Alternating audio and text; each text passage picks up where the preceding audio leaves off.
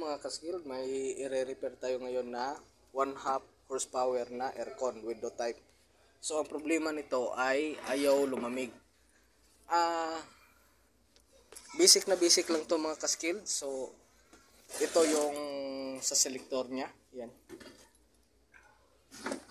Yan, dito yan. So dito yung off. Tapos ito low fan, low cool, high cool, high fan. Tapos ito yung sa thermostat. Ito yung sa selector nya. So kung nakasagad na yan sa number 7, yan, max cool. Tapos naka low cool na kayo pero ayaw pa rin umandar ng compressor. Ang problema niyan ay itong selector nya. Dito yan, dito nakalagay yan.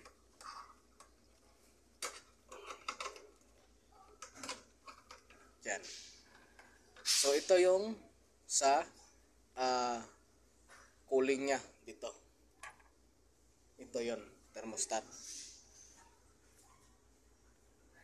Tapos ito yung selector dito sa low fan, low cool, high cool, high fan. So ito yan. So yan mga kaskilled, daming langgam. So naglo-loss lang to. So bubuksan natin tapos lilinisan. So ganyan lang kadali mag-repair ng aircon sa mga manual mga kaskilled. Sa mga inverter more on electronics na yon. So medyo crucial siya. So buksan natin ha para makita nyo.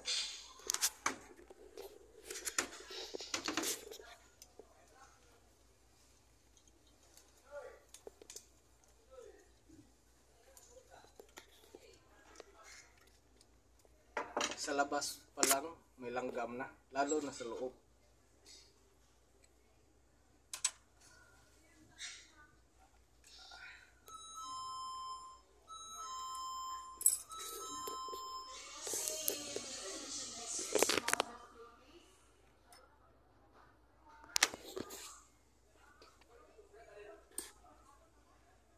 Malinis siya sa loob pero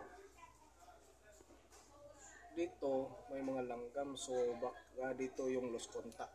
So dito na lang natin linisan kasi dito malinis.